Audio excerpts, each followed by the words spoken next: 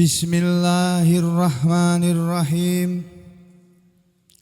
Alhamdulillahilladzi hadana li hadza wa ma kunna linahtadiya laula an hadanallah. Laqad ja'at rusulu rabbina bil haqq wa nudu an tilkumul jannatu uristumuha bima kuntum ta'malun. Ashhadu an la ilaha illallah wahdahu la syarika lah wa ashhadu anna Muhammadan abduhu wa rasuluh. Allahumma salli ala Muhammad wa ala ali Muhammad. Ya ayyuhalladzina amanu taqullaha haqqa tuqatih wa la tamutunna illa wa antum muslimun. Ya ayyuhan nasu taqu rabbakumul ladzi khalaqakum min nafsin wahidah wa khalaqa minha zawjaha wa batha minhuma rijalan katsiran wa nisaa'a wattaqullaha alladzi tasaaluna bihi wal arham. Innallaha kana 'alaikum raqiba. Ya ayyuhalladzina amanu taqullaha wa qulu qawlan sadida yuslih lakum a'malakum wa yaghfir lakum dhunubakum wa man yuti'illaha wa rasulahu faqad faza fawzan 'azima. Amma ba'd, fa inna khairal haditsi kitabullah wa khairal hadi hadi Muhammadin sallallahu alaihi wasallam. A'udzu billahi minasy syaithanir rajim. Man kana yuridul ajilata ajjalna lahu fiha ma nasha'u liman nurid thumma ja'alna lahu jahannama yaslaha madhmuman madhura. Wa man aradal akhirata wa sa'a laha sa'yaha wa huwa mu'min fa ulaika kana sa'yuhum mashkura. Kullan numiddu haula'i wa haula'i min 'ata'i rabbika wa ma kana 'ata'u rabbika mahdhura. Unzur kaifa faddalna ba'dahum 'ala ba'din walal akhiratu akbaru darajatin wa akbaru tafdila. La taj'al ma'allahi ilahan akhar fataq'uda madhmuman makhdhula. Wa qada rabbuka alla ta'budu illa iyyah wa bil walidaini ihsana. Imma yablughanna indakal kibara ahaduhuma aw kilahuma fala taqul lahuma uffin wa la tanharhuma wa qul lahuma qawlan karima. Waghfir lahuma janahadh dhulli minar rahmah wa qur rabbirhamhuma kama rabbayani saghira. Rabbukum a'lamu bima fi nufusikum in takunu salihin fa innahu kana lil awwabina ghafura. Wa atidhal qurba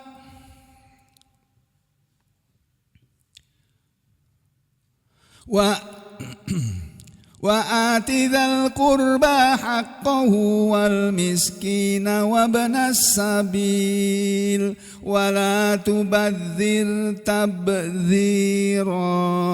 Innal mubadzirina kanu ikhwana syayatin wa kana syaitanu li rabbih kafura.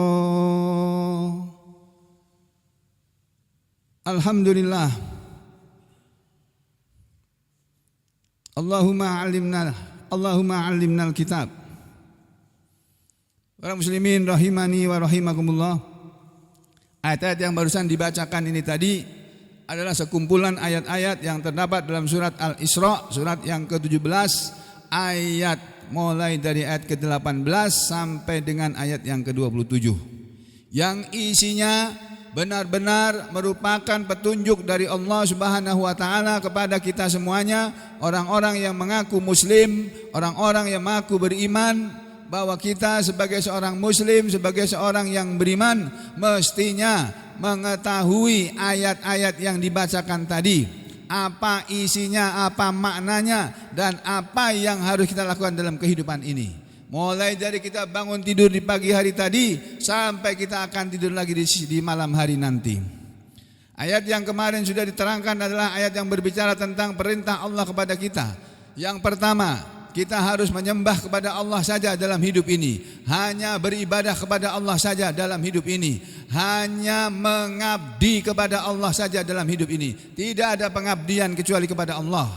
Ya, itu penting sekali itu. Itu masalah akidah, masalah keyakinan yang barang siapa tidak faham tentang hal itu, maka semua amalan yang dilakukan tidak berdasarkan tauhid, tidak berdasarkan dengan pengetahuan itu tadi, semuanya sia-sia belaka. Semua kebaikan yang dikerjakan oleh manusia, yang diperbuat oleh manusia, kalau tidak berdasarkan ajaran tauhid, tidak berdasarkan ajaran Islam, tidak berdasarkan ajaran yang Allah ajarkan kepada manusia lewat Al-Quran dan oleh Rasulullah SAW lewat As-Sunnah atau Al-Hadis, maka sia-sialah semua kebaikan kita. Termasuk memberi bantuan kepada saudara kita yang sedang menderita di Aceh sana. Kalau itu kita kerjakan tidak karena Allah, maka tidak ada pahala dari Allah Ta'ala. Itu harus kita pahami, ya. Setelah Allah yang pertama memberi nasihat kepada kita bahwa hidup ini adalah ibadah, bahwa hidup ini adalah penyembahan kepada Allah, bahwa hidup ini adalah pengabdian kepada Allah. Jadi kalau kita berbuat baik kepada saudara kita yang ada di Aceh sana dengan harta kita atau dengan tenaga kita, dengan pikiran kita, itu harus kita landasi dengan dasar iman. Karena keimanan kitalah kita berbuat baik kepada mereka. Karena didorong oleh rasa keimanan kita, bukan karena ingin mendapatkan pujian dari masyarakat atau dari netizen, bukan, ya. Jadi saudara sekalian, itu yang harus dipahami. Yang kedua, Allah mengajari kita agar kita berbuat baik kepada kedua orang tua kita. Seburuk apapun kedua orang tua kita, serendah apapun pendidikan kedua orang tua kita, hatta sampai andai kata kedua orang tua kita musyrik, penyembah berhala, Allah tetap menyuruh kita supaya berbuat baik kepada kedua orang tua kita, meskipun mereka berdua penyembah berhala. Nah, kalau bisa kita nasihati mereka, kita nasihati dengan tutur kata yang baik, ya, agar mereka menjadi orang yang beriman, yang menyembah kepada Allah, tidak menyembah kepada Tuhan selain Allah, dan agar meninggalkan berhala-berhala tadi, kemudian berubah, beralih, berhijrah, menyembah kepada Allah Ta'ala. Sebagaimana yang Allah ajarkan lewat surat Al-Quran yang pertama kali turun, ya, dulu ketika kita awal-awal dari tafsir ini, kita sudah membacakan ayat-ayat yang turun pertama kali, yaitu ayat yang terdapat di surat Al-Muzammil atau di surat Al-Muddathir. Ini ayat-ayat yang pertama kali turun sesudah yang pertama surat Al-Alaq atau surat Iqra, kemudian surat Al-Qalam, kemudian surat yang ketiga ini ada yang bilang surat Al-Muddathir, ada yang bilang surat Al-Muzammil, sama saja sebetulnya. Kedua-duanya ini berisi peringatan yang berguna sekali. Saudara perhatikan ayat Al-Quran yang turun di awal-awal Al-Quran turun kepada Nabi Muhammad SAW, turun surat ini.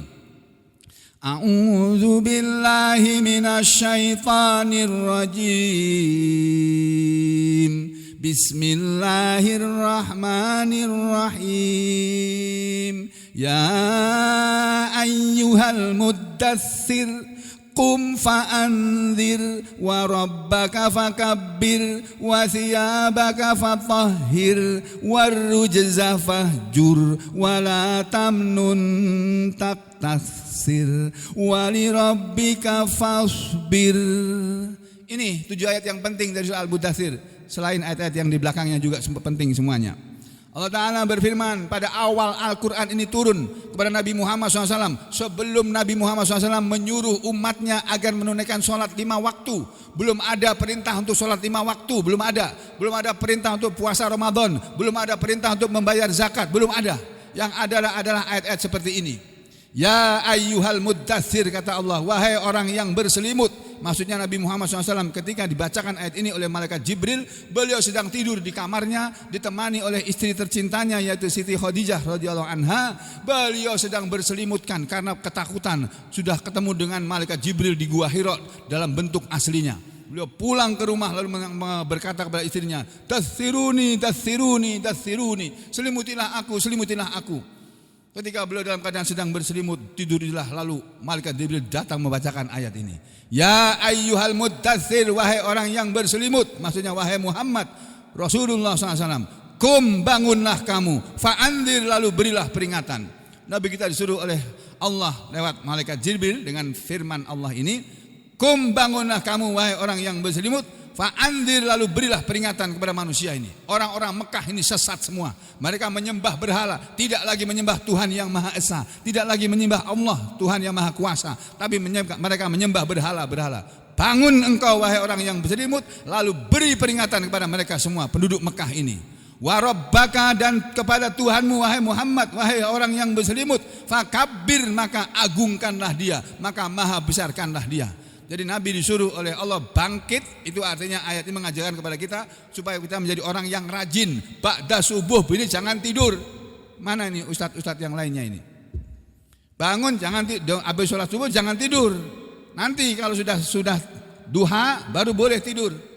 Sudah menunaikan sholat duha baru saudara boleh tidur. Kalau habis sholat subuh jangan tidur. Itu perintah dari Allah kepada Nabi kita Muhammad SAW. Bangun engkau, fa'andir, lalu berilah peringatan kepada manusia. Orang-orang itu perlu dikasih peringatan. Wa rabbaka, dan kepada Tuhanmu, fakabbir, maka agungkanlah, maha besarkanlah dia. Nabi kita disuruh mengagungkan kepada Allah dengan mengucapkan Allahu Akbar, Allah yang maha agung, Allah yang maha besar. Wa thiyabaka fatahhir, dan pakaianmu wahai Muhammad, wahai orang yang berselimut, fatahhir, maka sucikanlah. Kita disuruh bangun oleh Allah, disuruh memberi peringatan kepada manusia, disuruh mengagungkan hanya Allah saja dalam hidup ini. Yang maha besar itu hanya Allah.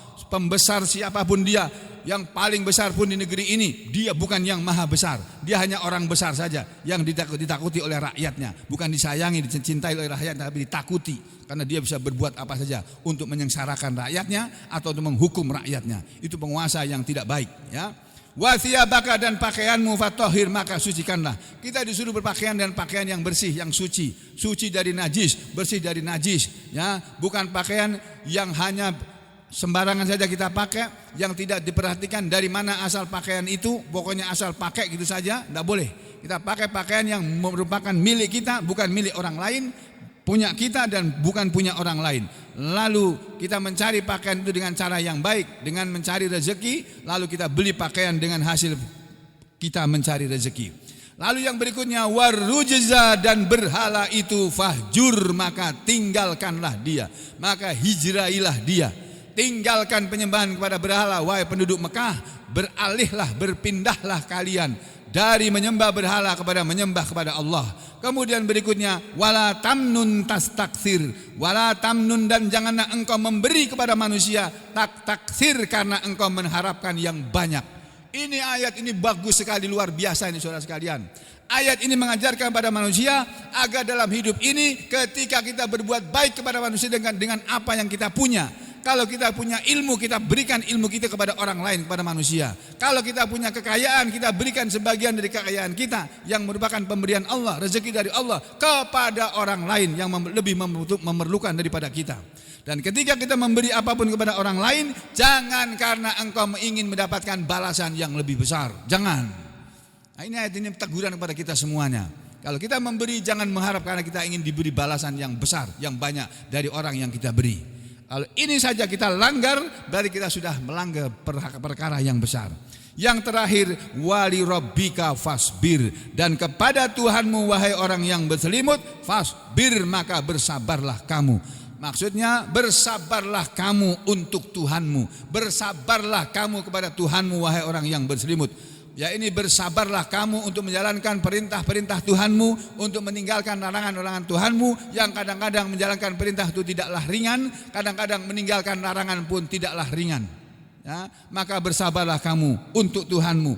Ya, laksanakan perintah Allah semampu kamu, tinggalkan larangan Allah tanpa kecuali. Ini ayat-ayat yang pertama kali turun sebelum surat yang kita sedang pelajari, yang surat Al-Isra ini turun kepada Nabi Muhammad sallallahu alaihi wasallam. Saudara sekalian, setelah Allah berbicara kepada kita semua lewat ayat ini, lewat surat ini, yaitu mulai dari ayat 18, kemudian kemarin kita sudah bacakan sampai ayat yang ke-25, maka ayat berikutnya berbunyi seperti ini. Ayat berikutnya adalah ayat 26 dan ayat 27.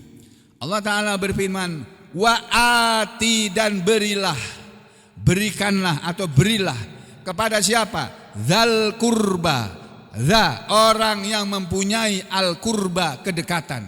Berilah kepada orang yang mempunyai kedekatan, maksudnya berilah kepada kerabat kalian. Wahai orang beriman, ya, berikan apa? Hakkohu, haknya. Berikanlah haknya kerabat kita. Bukan hanya kerabat yang harus diberi haknya, tetapi wal miskina, dan kepada orang-orang miskin itu.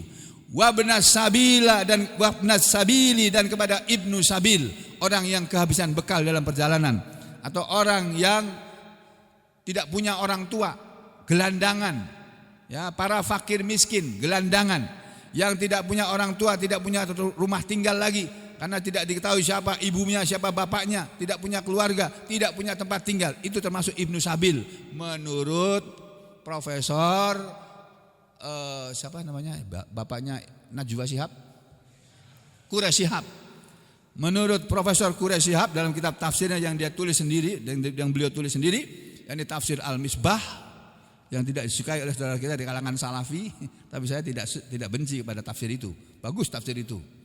Ya, saya tahu dasarnya beliau menerjemahkan itu dari kitab tafsir apa. Pegangan beliau itu tafsir Asyura sama tafsir Al-Muntakhab.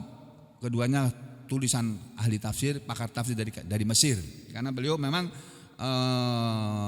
profesor dalam bidang tafsir Al-Qur'an. Jadi saudara, Ibnu Sabil yang biasa kita katakan sebagai orang yang kehabisan bekal dalam perjalanan, menurut beliau bukan hanya itu. Orang-orang yang di jalanan, yang tidur di bawah kolong jembatan, yang tidur di bawah jembatan layang, itu termasuk fakir miskin yang menurut Undang-Undang Dasar 1945 itu adalah tanggung jawab pemerintah, tanggung jawab negara untuk mengurusi mereka. Sudahkah Anda, wahai para pemegang kekuasaan, mulai dari tingkat pusat sampai tingkat provinsi, sampai tingkat daerah, kabupaten, kota, sudahkah kalian semua memperhatikan para fakir miskin tadi dalam kehidupan mereka?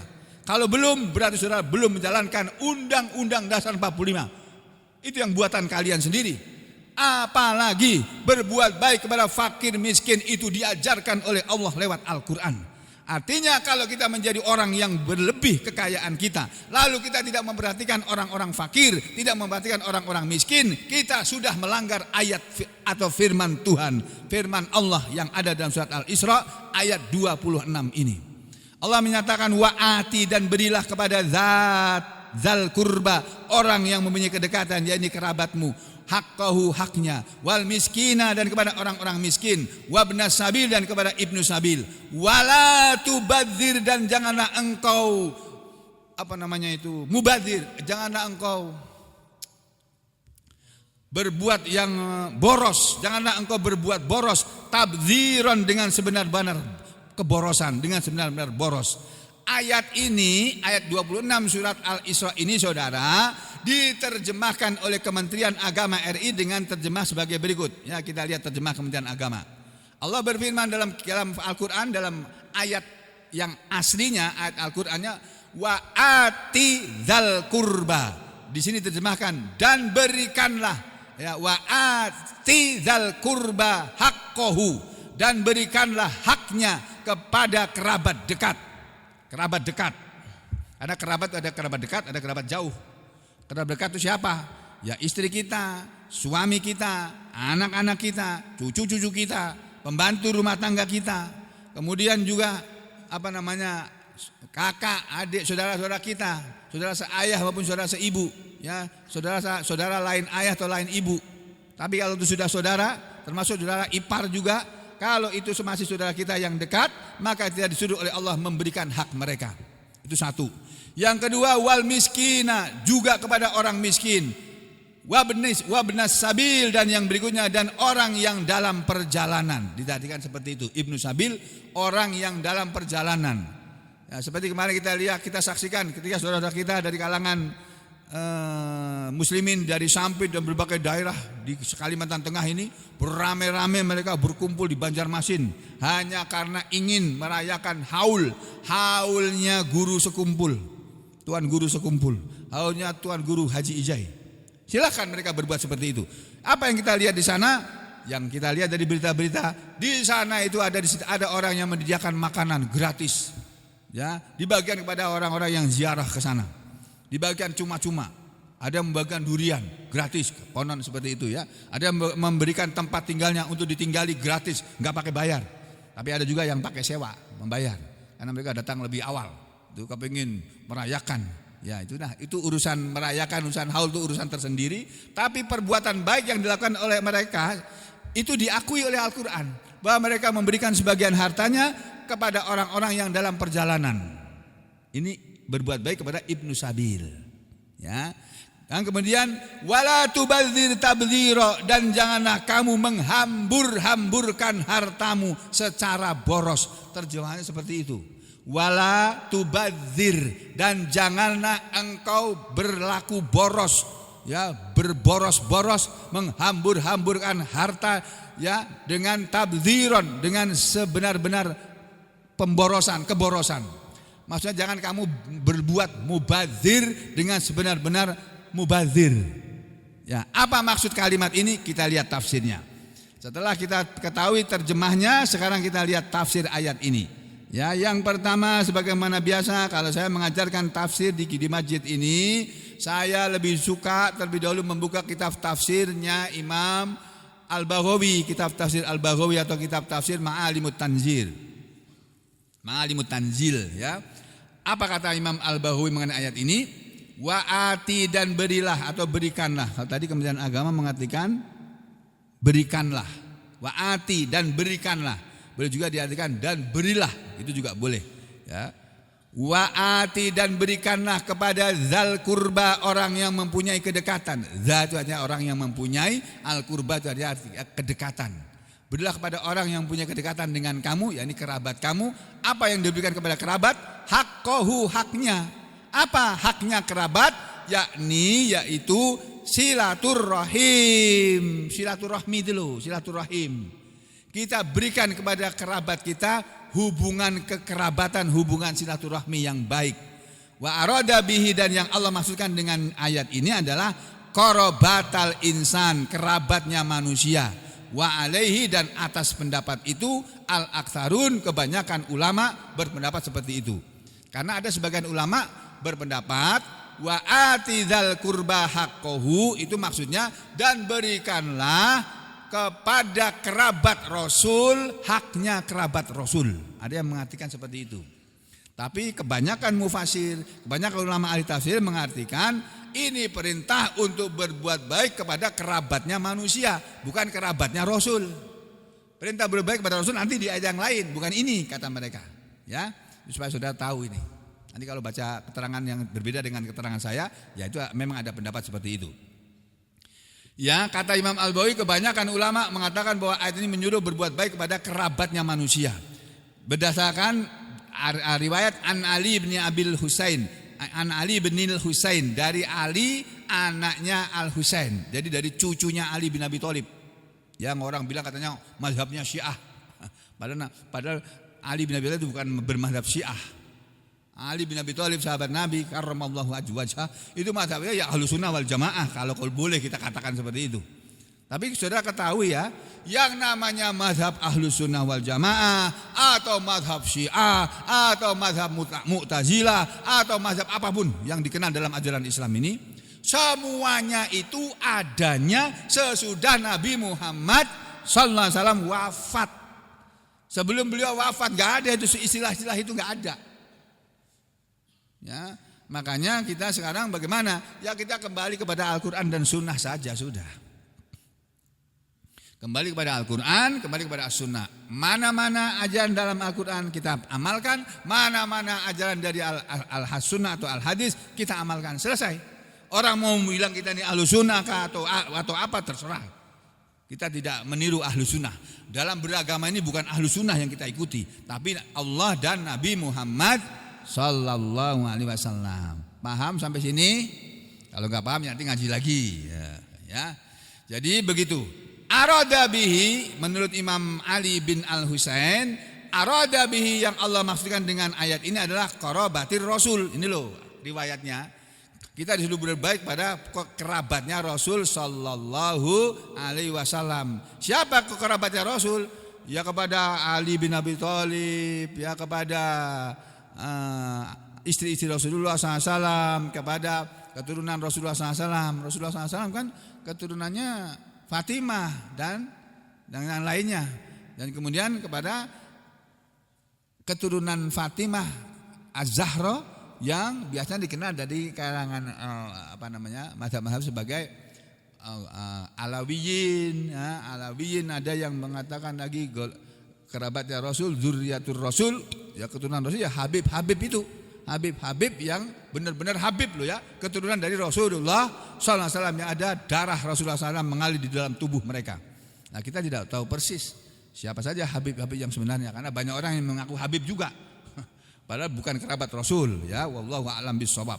Yang jelas kita disuruh berbuat baik kepada kerabat, mau itu kerabatnya Rasul boleh, mau itu kerabat manusia pada umumnya juga boleh. Itu yang pertama. Yang kedua, wal miskin, dan berikanlah haknya kepada orang miskin. Berikanlah hak orang miskin. Orang miskin punya hak dari kita. Apa haknya? Mereka perlu apa? Perlu makan, kita kasih makan. Mereka perlu pakaian, kita kasih pakaian. Mereka perlu pendidikan, kita kasih biaya pendidikan. Begitu Pak, Bu. Semampu kita. Yang berikutnya, yang ketiga, wabnas sabil, dan kepada ibnu sabil. Yani orang yang kehabisan bekal dalam perjalanan atau orang yang dalam perjalanan ya. Yang keempat, wala tubadzir tabdzira, dan janganlah engkau berlaku mubadzir dengan sebenar-benar mubadzir. Janganlah engkau berlaku boros dengan sebenar boros dalam hal hartamu. Ya, maksud ayat ini begini, kata Imam Al-Bahawi. Yaitu maksudnya apa yang dimaksud janganlah engkau memboroskan hartamu dengan sebenar-benar pemborosan. Apa yang dimaksud dengan jangan memboroskan hartamu dengan seboros-borosnya? Maksudnya la tunfik, janganlah engkau menginfakkan, membelanjakan, menafkahkan malaka hartamu fil maksiati, dalam kemaksiatan. Jadi yang dimaksud jangan mubazir, jangan berlaku tabzir ya, berbuat boros adalah kalau kita menggunakan harta kita, walaupun itu hasil jerih payah kita sendiri dalam bekerja, dalam mencari nafkah. Allah mengajari kita jangan nafkahkan hartamu dalam kemaksiatan. Jangan kau pakai uang kamu dari hasil kamu mencari uang tadi untuk berbuat maksiat, untuk minum minuman keras, untuk beli sabu-sabu, untuk berzina dan sebagainya, atau untuk berjudi. Jangan. Karena semuanya adalah perbuatan maksiat. Ya, demikian juga untuk yang perbuatan maksiat yang lainnya. Jangan kau pakai uang itu untuk menyogok orang supaya mendukung kamu dalam peristiwa hukum. Ya, jangan. Menyogok hakim, menyogok jaksa, menyogok polisi supaya kamu bebas dari hukuman. Tidak boleh. Itu juga tabdzir namanya. Ya, jadi jangan kamu infakkan hartamu dalam kemaksiatan. Itu kata para ulama ahli tafsir. Wa qala Mujahid, dan telah berkata ahli tafsir Mujahid. Ini Mujahid nama ahli tafsir dari kalangan tabi'in, muridnya Ibnu Abbas dan juga muridnya Ibnu Mas'ud kalau enggak salah ya. Kata ahli tafsir Mujahid, lau anfaqal insanu ma lahu kullahu fil haq. Kalau anfaqo, menginfakkan, membelanjakan, menafkahkan. Siapa yang membelanjakan atau menafkahkan? Al-insan, setiap manusia. Kalau setiap manusia membelanjakan, menginfakkan, menafkahkan malahu, hartanya, kullahu, semuanya, fil haqqi, dalam kebenaran, makana tabdziron, tidaklah ada yang demikian itu tabdziron, perbuatan boros. Kita punya uang banyak ini, itu kita gunakan untuk bangun masjid, kita gunakan bikin madrasah, kita gunakan untuk bikin pondok pesantren. Kita bikin apa lagi? Semuanya itu kita gunakan untuk infak fisabilillah sampai habis. Itu bukan perbuatan tabdzir, itu bukan perbuatan boros itu. Itu kata ahli tafsir Mujahid. Walau anfaqa, sebaliknya walau dan kalau al-insan manusia anfaqa dia menginfakkan muddan, hanya satu mud saja dari kurmanya, dari gandumnya, satu mud satu kaleng susu itu loh. Satu kaleng susu cap nona, satu kaleng susu cap bendera itu loh. Itu satu mud itu. Halo? Ya. Tahu ya? Seberapa gedenya? Walaupun manusia menginfakkan hanya satu mud saja hartanya, beras satu mud dijual berapa sih satu mud itu? Satu mud itu 1/4 kilo kira-kira itu. Atau berapa on gitu. Kamu jual beras 5 on misalnya. Berapa sih harga beras 5 on itu? 1 kilo sekarang berapa Pak? Berapa? 18.000. Jadi kalau satu mud kira-kira ya 9.000. Kamu punya uang 9.000 atau taruhlah 10.000 rupiah. Kamu menginfakkan hanya 10.000 rupiah, tapi fi batilin dalam kebatilan, dalam kemaksiatan, karena jadilah dia tabdziran, pemborosan. Itu tabdzir, itu boros itu. Sebaliknya kalau kamu punya uang banyak, kamu bagi-bagikan kepada orang-orang semua ini. Kalau saya punya uang banyak, setiap hari mau kasih sama semua orang uang banyak. Tapi kalau saya nggak punya uang banyak, ya sudah diam aja aku. Ya. Jadi kalau manusia punya harta banyak dia habiskan dalam kebenaran, itu bukan tabdzir. Sebaliknya kalau manusia hanya menginfakkan 10.000 rupiah saja tapi dalam kebatilan, itu tabdzir namanya. Kemudian wasuila, dan pernah ditanya. Siapa yang ditanya? Ibnu Mas'udin, sahabat Nabi yang bernama Ibnu Mas'ud. An tabdzir, tentang perbuatan tabdzir. Wahai Ibnu Mas'ud, yang dimaksud tabdzir dalam Al-Quran surat Al-Isra itu apa sih? Faqala, maka Ibnu Mas'ud menjawab, itu tabdzir wala tubadzir tabdzira, jangan engkau tabdzir, melakukan pemborosan dengan tabdziran, dengan sebenar-benar pemborosan. Itu maksudnya infakul mal, menginfakkan harta fi ghairi haqqihi, pada selain haknya, pada yang bukan haknya. Ini tafsir Al-Baghawi. Lalu bagaimana menurut Ibnu Katsir? Jangan kemana-mana, kita ketemu lagi besok pagi insyaallah. Aqulu qouli hadza astaghfirullah li wa lakum. Allahumma taqabbal minna innaka antas samiul alim wa tub alaina innaka antat tawwabur rahim. Wa sallallahu ala Muhammadin wa ala ali Muhammad walhamdulillahi rabbil alamin. Sampai ketemu lagi besok pagi ya, insyaallah.